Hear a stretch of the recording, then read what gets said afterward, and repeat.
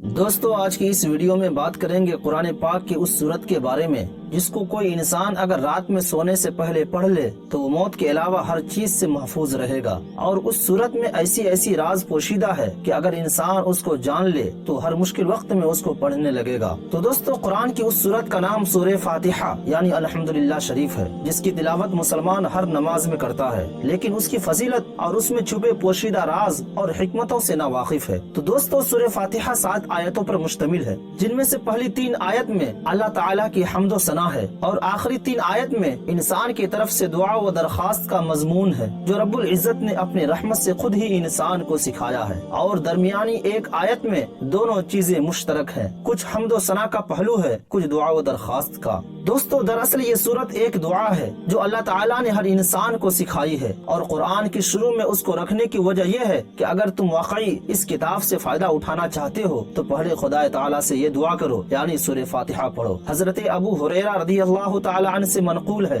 کہ رسول کریم صلی اللہ تعالیٰ علیہ وسلم نے فرمایا کہ حق تعالیٰ نے فرمایا ہے کہ نماز یعنی سورہ فاتحہ میرے اور بندے کے درمیان 2 حصوں میں تقسیم کی گئی ہے، آدھی میرے لیے ہے اور آدھی میرے بندے کے لیے، اور جو کچھ میرا بندہ مانگتا ہے وہ اس کو دیا جائے گا۔ پھر رسول کریم صلی اللہ علیہ وسلم نے فرمایا کہ بندہ جب کہتا ہے الحمدللہ رب العالمین تو اللہ تعالیٰ فرماتا ہے کہ میرے بندے نے میری حمد بیان کی، اور جب وہ کہتا ہے الرحمن الرحیم تو اللہ تعالیٰ فرماتا ہے کہ میرے بندے نے میری تعریف و ثنا بیان کی، اور جب بندہ کہتا ہے مالک یوم الدین تو اللہ تعالیٰ فرماتا ہے کہ میرے بندے نے میری بزرگی بیان کی، اور جب بندہ کہتا ہے ایاک نعبد و ایاک نستعین تو اللہ تعالیٰ فرماتا ہے کہ یہ آیت میرے اور میرے بندے کے درمیان مشترک ہے، کیونکہ اس میں ایک پہلو حق تعالیٰ کی حمد و ثنا کا ہے اور دوسرا پہلو بندے کی دعا و درخواست کا ہے۔ اس کے ساتھ یہ بھی ارشاد ہوا کہ میرے بندے کو وہ چیز ملے گی جو اس نے مانگی۔ پھر جب بندہ کہتا ہے اہدنا الصراط المستقیم تو حق تعالیٰ فرماتا ہے کہ یہ سب میرے بندے کے لیے ہے اور اس کو وہ چیز ملے گی جو اس نے مانگی ہے۔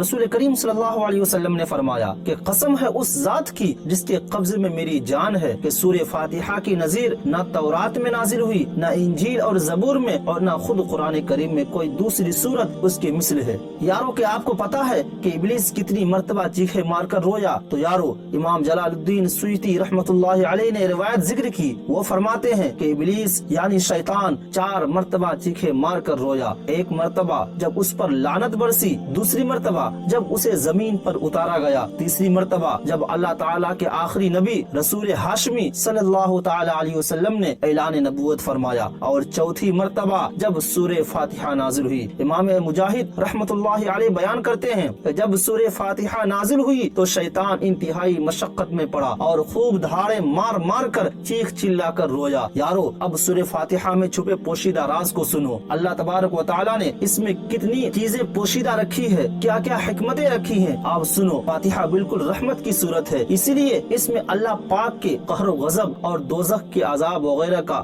ذکر نہیں ہے، بلکہ اس صورت میں وہ حرف بھی نہیں آئے جو جہنم وغیرہ کی شروع میں آتے ہیں۔ چنانچہ سورہ فاتحہ میں 7 حروف نہیں ہے، یعنی وہ 7 حروف کون کون سے ہیں؟ تو وہ 7 حروف ہیں سا، جیم، خا، زا، شین، زوا اور فا۔ سا اس لیے نہیں ہے کیونکہ سا سے صبور کا لفظ آتا ہے، اور صبور جہنم کا ایک نام ہے۔ اسی طرح جیم جہیم کا پہلا حرف ہے، یہ بھی جہنم کا ایک نام ہے۔ اسی طرح خا خزی کا پہلا حرف ہے، اس کا معنی ہے رسوائی۔ زا زفیر اور زقوم کا پہلا حرف ہے، زفیر 2 زخیوں کی آواز ہے اور زقوم 2 زخیوں کی غذا ہے۔ اسی طرح سے شین شہیق کا پہلا حرف ہے، اس کا معنی ہے جہنمیوں کی آواز۔ اسی طرح زوا ظلم کا پہلا حرف ہے، اور فا فراق کا پہلا حرف ہے، اس فراق کا معنی ہے دوری۔ امام فخر الدین رازی رحمۃ اللہ علیہ بیان فرماتے ہیں کہ جہنم کے 7 دروازے ہیں، اور سورہ فاتحہ میں عذاب پر دلالت کرنے والے 7 حروف ذکر نہیں کیے گئے۔ یہ اس بات کی طرف اشارہ ہے کہ جو بندہ سورہ فاتحہ پڑھے،